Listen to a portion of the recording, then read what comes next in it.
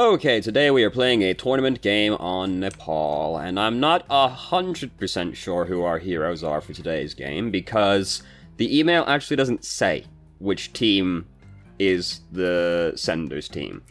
And now you might say, well, why don't you just ask the person who sent you the email which team it is? That's an excellent point, Straw Man. The problem is, it's currently o'clock in the morning, so that makes it difficult to ask someone on short notice, because I only realized this was an issue about 5 seconds ago when I sat down to record. So there's that. Fortunately, though, I recognize one of the names in the game. I recognize a Deefy on the Boys in Blue, so I'm assuming they're our heroes until told otherwise. So let's look at the team comps. The Boys in Blue, they're going goats right now. Extremely exciting. The Red Menace, however, is going for a more generic 2-2-2 Deathball-esque comp. Personally, I'm not a huge fan of McCree on Sanctum, because I find the distance from balcony to balcony is a little bit too much for McCree. I think Soldier or Ashe are better for this map, or Widowmaker if you're good at her. Unfortunately, yeah, McCree, not quite ideal range for him most of the time. So that's all I got to say about the teams. Now, I do have some things to say about the quality of the stream that this is on, right? Because this is the Rose League, right? So the Rose League's icon, you know, fair enough, it's a rose in the circle, okay, fair enough. I did look at it for a while first, though, going, someone draw a Voltorb wrong? What's going on here? Oh, that's the rose, I see, okay.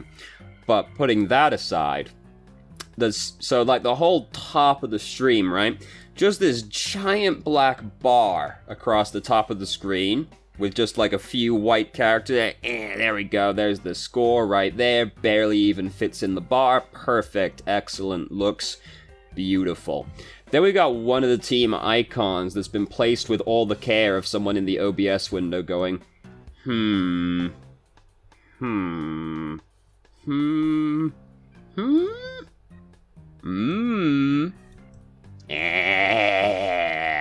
So there's that also. And final point, and this will be a little easier to see once you see it in motion, but their spinning doodad here in the middle is in dire need of some anti-aliasing. So, yeah, like, look at that whole top part of the screen. Isn't it beautiful? Perhaps I'm not in much position to talk, given that I'm literally just shoved camera in lower left corner of screen. Perfect. Job well done. Anyway, so both teams have gone the more outside route at the start here, and the Red Menace collect on the objective first. They don't actually need to yet, because the point hasn't opened or hasn't unlocked yet, so they're just kind of gathering up on the box, and this is a very scary place to stand, because it's literally, if it would actually draw, it's literally a box surrounded by another box. So when you're stood here, every other spot on the map is scary. You can be threatened from so many places, and your options for cover are doorway A, doorway B, shield if you have it, and that's kinda it, right? Or, oh god, we have to retreat. Alright, boxed in. Perfect. Alright, up this narrow funnel, or next to the death drop. It's a very scary place to stand on the point on Sanctum. So, they try to hook off the Winston right at the start, but he's tragically playing Winston, so that doesn't really work out.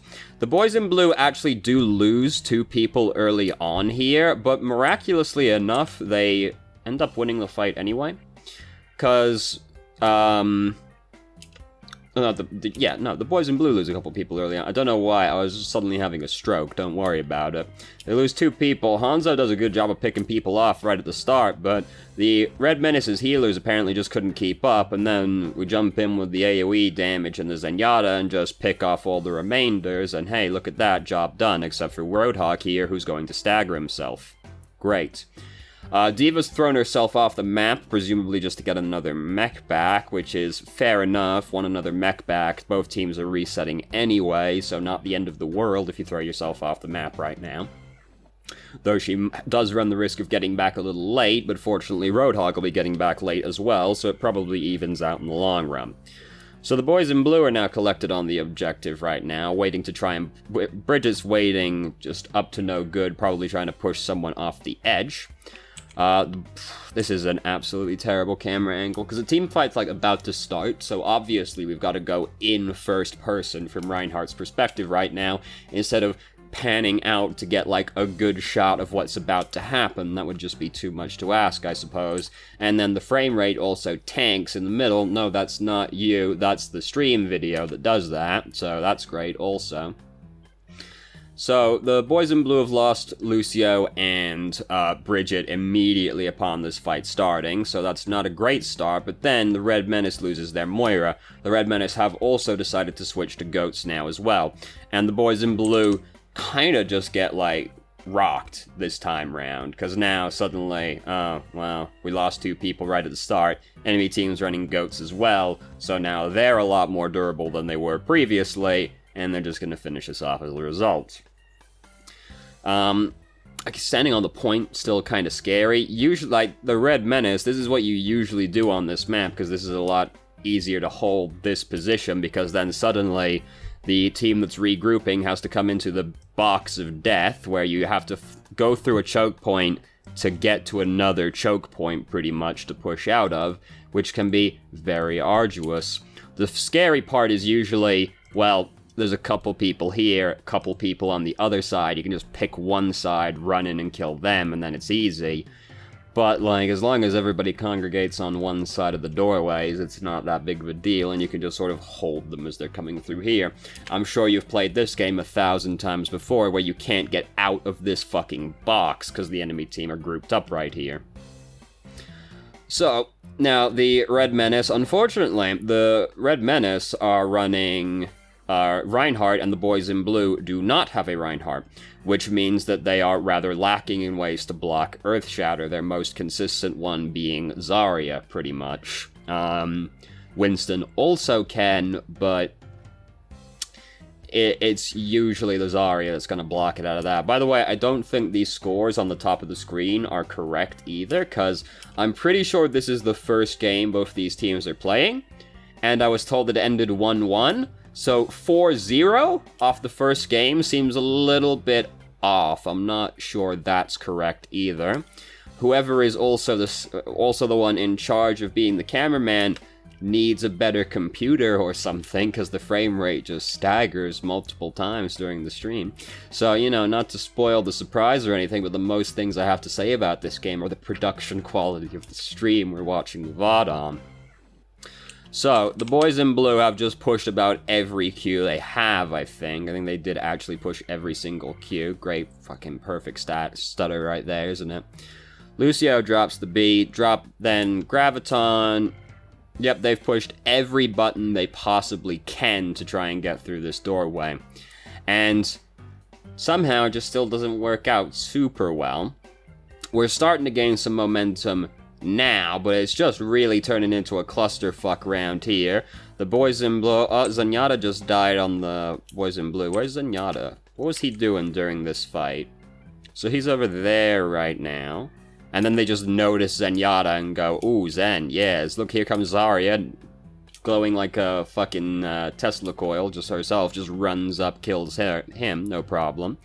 And now the boys in blue, despite oh, you hate to see it happen. Oh, no. Perfect time to switch to Moira, though. It's like the guy was fucking clairvoyant and was like, we gotta get this embarrassment on camera. So, even though the boys in blue threw 6 ultimates at that, it didn't work out. Now, it's a little bit hard to see exactly why it didn't work out, because we were watching the team fight from the perspective of the Primal Rage Winston, which is, yeah, no. Perhaps not the best person to choose for the camera at that point, but what would I know, I suppose. It's like, oh, look, yeah, let's see. So, they chuck the self-destruct in, and the Red Menace also use self-destruct, so that really kills some of the boys in blue's momentum. To what degree, we don't really know, because we can't exactly see the team fight particularly well right now. But that almost certainly did something. It did also get D.Va before she was able to get back in her mech, which is bad, because that means they start at a numbers deficit already when they've already used 6 ultimates. So, also, Lucio and Zen used their ultimates at the same time. which is very bad efficiency because, well, Transcendence isn't making Sound Barrier any better, is it? You know, or vice versa. So both support ultimates get used immediately. If one of them had a support ultimate to use partway through this fight, like imagine Zen didn't trance right at the start, because it's a lot better to go in with Sound Barrier than with trance. Imagine if he had trance to use right now. Wouldn't that suddenly make things a lot better for them?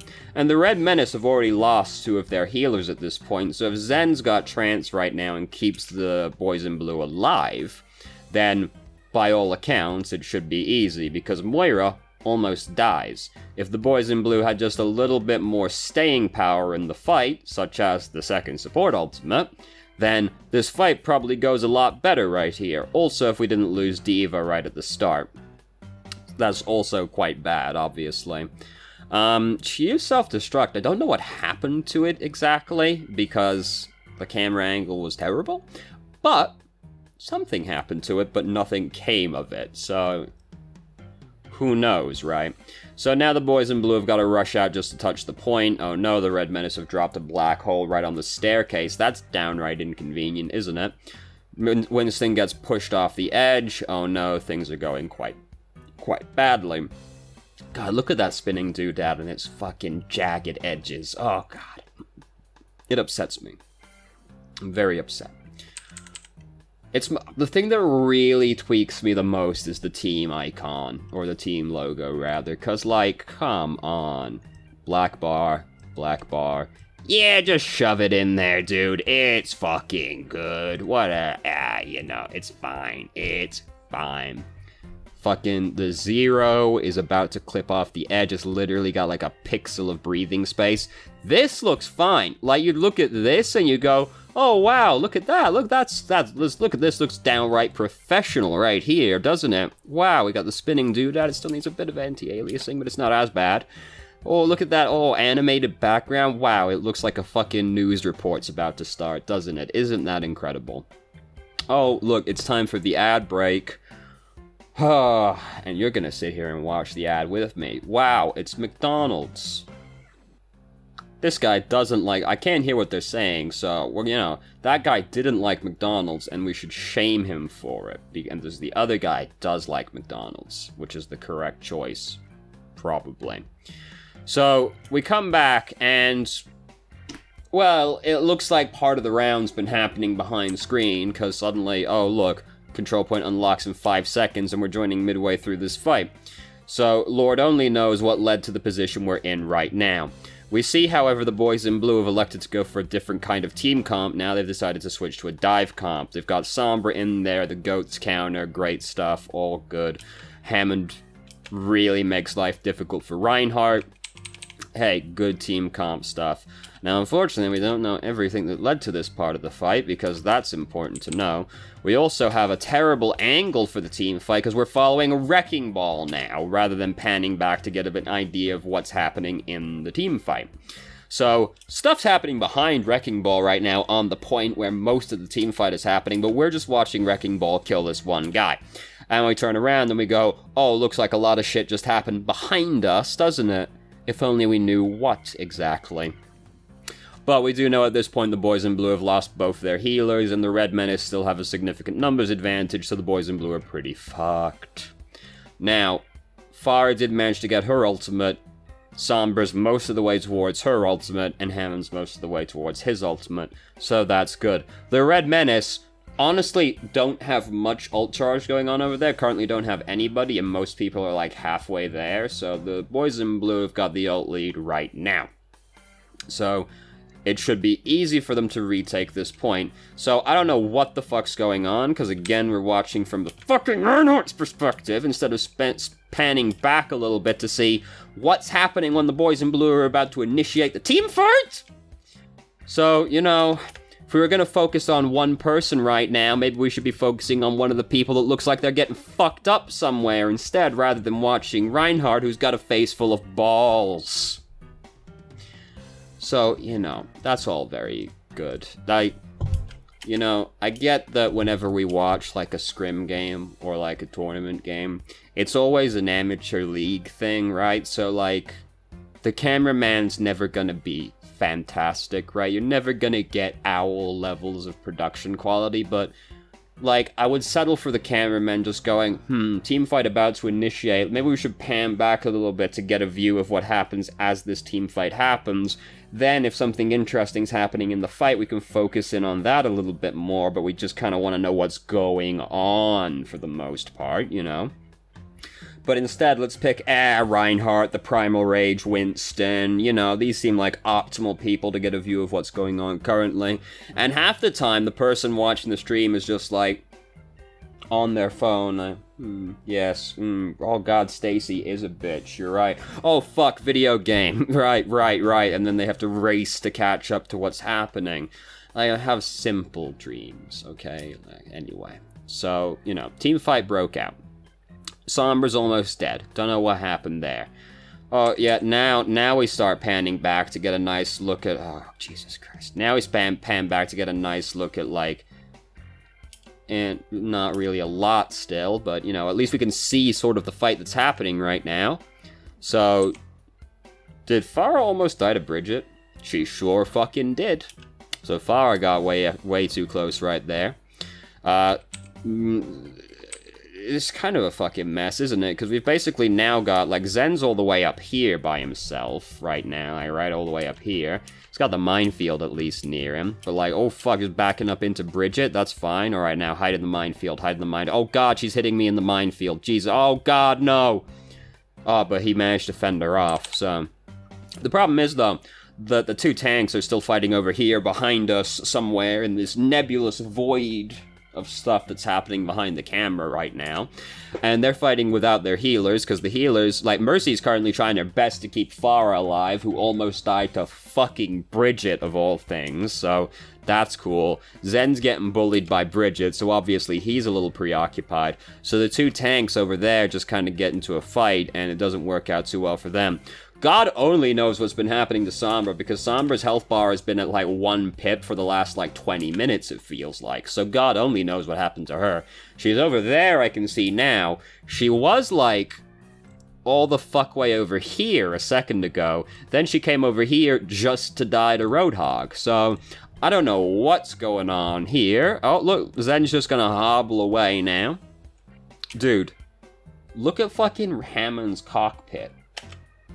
God damn, how does he stand to sit in such an iridescent beacon? Anyway, so, Mercy just died? How did Mercy just die? Where's Mercy? God only knows, because we're watching Hammond right now. She must have been stuck somewhere, because she died to no one. So she must have been stuck somewhere and threw herself off the map. You know, maybe we should have been looking at that, but nah, we were just looking at Hammond, looking at a wall! So, that's good, that's nice. Great view right there. So we gotta wait for Mercy to get back. So, the boys in blue. Who's got ultimates? I was so busy being angry. So, both teams kinda even. The Red Menace, slight ult lead, because they've got more people that are about to have their ultimates than the boys in blue do. But Sombra, she's got her ultimate, which stops other people using their ultimate. She's managed to get Moira and Reinhardt, who are the two big boys right now to really try and get. Just lost Mercy, that's terrible. How did Mercy die to self-destruct? She's in the fucking room. She's like in the fucking room right there and goes up. Oh no, oh no, oh it landed on me, oh no. So that's very sad. Hammond comes in, pushes some more people into self-destruct. Moira's using her ultimate, which she's wasting right now because the team fight's done, but she sure did show that fucking fire. Got Zen, don't use your ultimate. This is fucking optimal camera positioning right here, isn't it? Alright, looks like Farah's low. Ooh, Farah died. Right, gameplay. I forgot. Shit. Great camera work right there. Again. So, anyway. So, the Red Menace, they actually used a lot of ultimates in that mess right there. So, they ended up wasting a lot of resources. So, now the boys in blue have a significant lead, being that they've got 2 ultimates, and the Red Menace has 1 ultimate. So, things didn't really work out super great, but we do have a 1 ultimate lead, which is great. The Red Menace, however, are going to have 2 better ultimates soon, because Ash almost has Bob ready, and Reinhardt's got Earth Shatter ready. So Hammond goes up here. This is like a really awkward place for a fight to break out. D.Va just killed Pharah. How'd that happen? Pharah just got way too fucking close, because Pharah's like right there. Oh shit, enemy team. Oh no. Oh, get her, get her, get her! And they got her. Hammond does this up here. It's not, like, it looks like it's going to be a lot worse than it is, because you think about it like, oh shit, minefield in such a confined location. The thing is, like, 2 mines probably actually landed on the balcony, because, like, he just showers confetti everywhere. Most of them, honestly, don't land in anywhere particularly that inconvenient, because some of them are on the fucking rooftop right now, right? We've got some up here. We got what this looks like it's going to land somewhere. We got all this out there, which is not useful. The roof, like, overhangs, so it blocked a lot from landing on the balcony, so it, like, there's, like, the 2 that explode right there on the balcony, and that was kind of it. Everything else didn't really land anywhere too threatening, so not the end of the world for the Red Menace right there. Mercy just tried to res Pharah.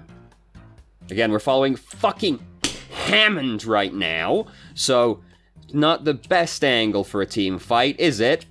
The fucking ball, who's gonna be whipping around like a maniac. So Mercy, it looks like, just gets collapsed on when they see her going for the res. Now the boys in blue have lost both their healers right at the start of the fight, one of which had their ultimate. So that's a bad start to proceedings. But Reinhardt gets hacked, so he can't use his ultimate. Ash died somehow. Where even is Ash? Can we figure it out? Can we figure out how Ash died? Alright, let's go back a little bit. Ash is back there. She was far back on the right side of that. Oh, it looked like D.Va went for her. Okay, D.Va went for the Ash back there, who was by herself, because she was far right on the balcony, everyone else was pushing up. So Ash got picked off by D.Va. So D.Va, honestly, great job. D.Va might have won the team fight right there by killing Ash. Because then Reinhardt's dead, he can't use his ultimate either, and then we're able to just pick the Red Menace apart from that point. D.Va getting the Ash right at the start of the fight was pretty big, actually, because seeing as Ash had one of the ultimates for that team fight. And they lost, like, their only DPS right at the start of the fight, which is bad for them.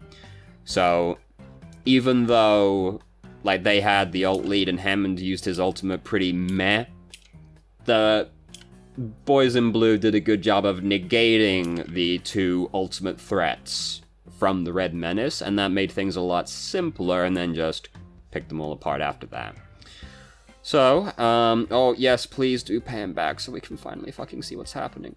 So Pharah and Mercy are up to no good, I see, because I've just caught a glimpse of Mercy tethered to Pharah going over there, so they're up to no good. The thing is, though, they kind of just push in, so then they're having to rush to keep up. Sombra just got picked off. Where's Sombra? Where did Sombra die? Do we see Sombra die? No, we don't see Sombra die. Where the fuck is Sombra? Ash killed her. Fuck if I know. God only knows what happened.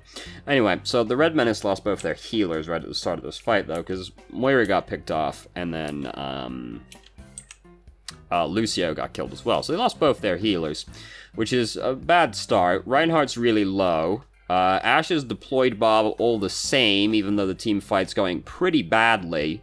Right, but you lose both your healers right at the start of the fight. That's a bad start.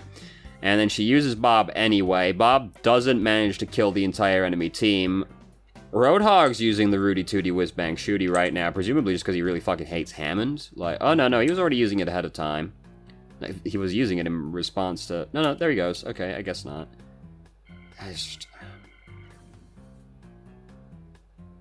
Yeah, you know, sure did show him. So the Red Menace actually regrouping now, because they've got Lucia with them, so they managed to get back pretty quickly. Fucking Mercy died. How did Mercy die? I don't know, because we're looking from Hammond's perspective!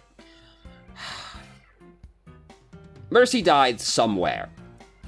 She might have got left behind with Farah, because Farah went over there to use Barrage, so maybe Mercy got left behind by Farah, pretty much, or, like, stranded out in nowhere because she went with Farah. No, there's Mercy on the fucking point. Never mind. So, what happened? No, Mercy's dead now. So what happened? D.Va's just diving her right now, and no one's there to help her, I guess. I'm so angry. I'm so mad. I'm so mad. Oh, anyway. So, all this shit happens. Manages to hack the entire Red Menace squad, so that's great. Drop the minefield right there, and now you see where it's gonna start going bad. So Reinhardt's just like, worry not, friends. I avoided the Emp. Right through the minefield, just like that. And then Earth Shatters these people. They don't have anything on the team that blocks Earth Shatter anymore. So, Earth Shatter, self-destruct, oh god, very bad, very bad. So, it all starts falling apart really quickly. Mercy dying right at the start is very bad, but the Red Menace, they've got the Reinhardt, the boys in blue have got nothing that can block Earth Shatter, so they need to be really careful when they're positioning around Reinhardt to not be vulnerable to these things. Mercy died right at the start, which is really bad, and that's probably the main thing that really started things going badly, but like, the camera angle was so bad, it's hard to know exactly when the team fight started going badly, but the Mercy dying right at the start is very bad. I assume just D.Va dove her while no one was nearby, but we can't really, like, trace back the steps that led to that, because we're looking at fucking Hammond's perspective at the time. Oh god, he just couldn't figure that one out, could he? Yeah. So, the boys in blue, based off this game, there's more games in the set, obviously, but we're not gonna watch all of them right now to prevent the video from being 9 hours long. So I've gone through great lengths over time to try and make these videos shorter, by trying to just be more succinct. Because if you go back, way to the start, all these videos were like an hour long off of like a 15-minute video. I've gotten a lot better at speaking over the course of like 500 videos, which you would hope would be the logical progression, right? So, you know. So, the boys in blue, based off this game, the thing, like, the coordination is not great. This feels like a lot of people are just kind of off doing their own things, pretty much. Like, Sombra was off in her own little world at one point for most of that, like an entire team fight for a while. Like, she just was off doing her own thing.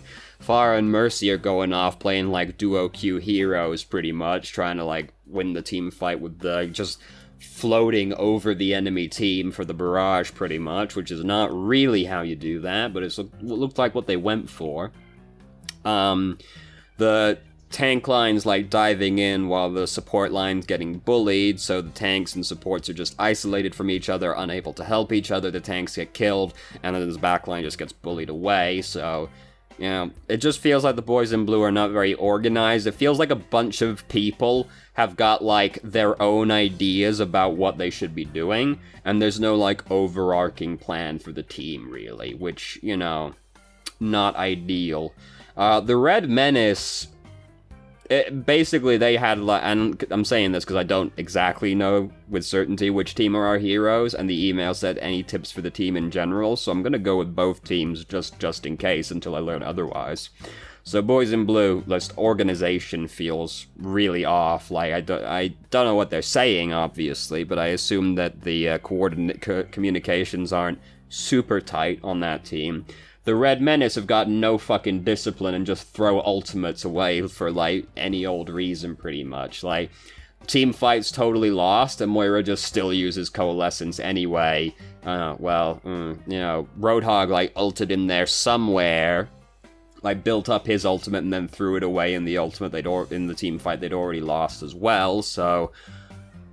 Red Menace got no discipline when it comes to using their ultimates, but other than that, it felt like the Red Menace played like a team, and, you know, they did a good job of, like, reacting to the enemy team. I want to just see if, like, the score changes. Yeah, I thought that wasn't right. And they did, like, a good job of reacting to what they saw the Boys in Blue's composition was, and they went, alright, so we'll change to goats as well, because we got, like, fucked up because we can't counter goats, pretty much. And then the Boys in Blue, next round, went, alright, so we'll change, we'll get, like, the goats counter in there, right, and go for that.